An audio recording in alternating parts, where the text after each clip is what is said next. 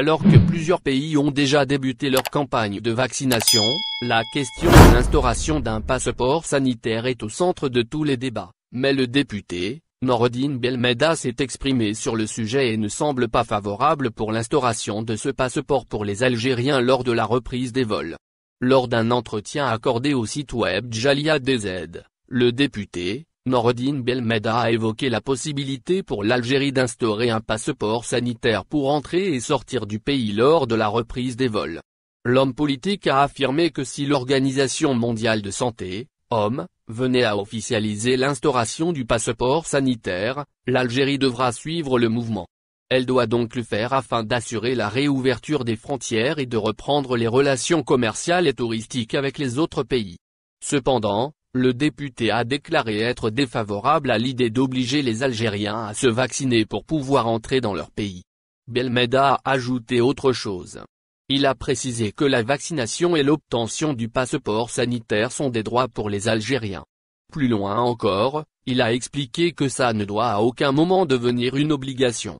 Je suis contre l'idée que l'Algérie oblige les citoyens à se faire vacciner pour qu'ils puissent entrer dans leur pays. Je préfère que cette condition soit appliquée aux étrangers.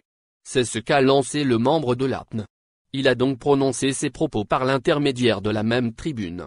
L'Algérie sur le point de produire le vaccin russe Sputnik V? La campagne de vaccination a débuté dans plusieurs wilayas. Toutefois, l'Algérie se confronte toujours à un manque cruel de vaccins. Le manque persiste malgré l'arrivée progressive du vaccin russe. L'enregistrement du vaccin suédo-britannique n'a pas changé grand-chose aussi. Pour répondre à la demande des Algériens, la Société nationale de production pharmaceutique, Seydal, est en négociation avec des opérateurs russes pour produire leur vaccin localement. C'est d'ailleurs ce qu'a déclaré Kamel Mansouri. Celui-ci est en effet le directeur général de l'Agence nationale de produits pharmaceutiques. L'intervenant s'est exprimé ce dimanche 8 février. C'était dans le cadre d'un entretien accordé à la chaîne A3. Le patron de l'AMP a ensuite précisé un élément supplémentaire. Il a identifié le but de ce projet. Ce dernier vise, selon lui, dans un premier temps, à assurer la disponibilité du vaccin en Algérie. L'objectif consiste alors à le rendre disponible même pour les pays voisins.